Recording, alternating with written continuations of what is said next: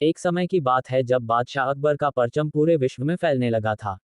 उसी दौरान तुर्किस्तान के बादशाह को अकबर की बुद्धिमत्ता की परीक्षा लेने की सूझी। तुर्किस्तान के बादशाह ने अपने दूत को संदेश पत्र देकर कुछ सिपाहियों के साथ दिल्ली रवाना किया। बादशाह ने पत्र में लिखा था, मुझे सुनने में आया है कि भारत में ऐसा पेड़ है जिसके पत्ते को खाकर इंसान की आयु बढ़ाने में मदद मिल सकती है। अगर यह बात सच है तो मेरे लिए उस पेड़ के कुछ पत्ते जरूर भेजें। जब अकबर ने उस पत्र को पढ़ा तो वह सोच में पड़ गए। इस चिंता से उबरने के लिए अकबर ने बीरबल का सहारा लिया। बीरबल की सलाह पर बादशाह अकबर ने तुर्किस्तान से आए सिपाहियों और दूत को कैद करने का आदेश दिया। सिपाही और दूत के कैदखाने में कई दिन बीत जाने के बाद अकबर और बीरबल एक दिन उनसे मिलने गए। अकबर और बीरबल को आते देखकर वो सोचने लगे कि उन्हें रिहाई मिल जाएगी, लेकिन ऐसा नहीं हुआ। बादशाह अकबर जब उनके पास पहुंचे तो उन्होंने दूत से कहा, जब तक इस किले की एक दो ईंट गिर नहीं जाती तब तक आप लोगों को आज़ाद नहीं करेंगे।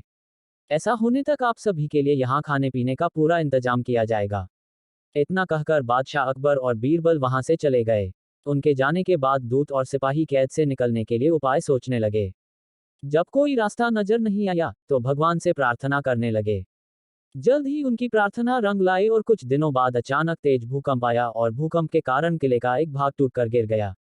यह घटना के बाद दूत ने अकबर के पास किले की दीवार गिरने की खबर भिजवाई। यह खबर सुनते ही बादशाह अकबर को अपना वादा याद आया और उन्होंने तुर्किस्तान के दूत व सिपाहियों को दरबार में प्रस्तुत होने का आदेश दिया। उनके दरबार में पहुंचते ही बादशाह अकबर बोले, अब तो आप सबको अपने बादशाह के द्वारा भेजे गए पत्र का उत्तर मिल गया होगा।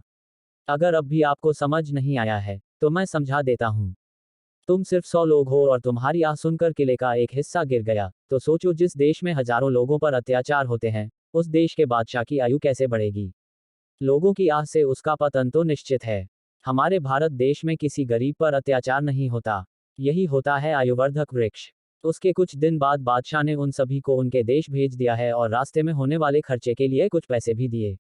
दूत ने तुर्किस्तान पहुंचकर भारत में घटित सारी बात विस्तार से बादशाह को बताए।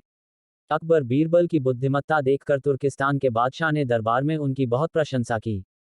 कहानी से सीख। इस कहानी से यह सीख मिलती है कि सभी के साथ प्रेम से रहना चाहिए और कमजोर पर अत्याचार नहीं करना चाहिए।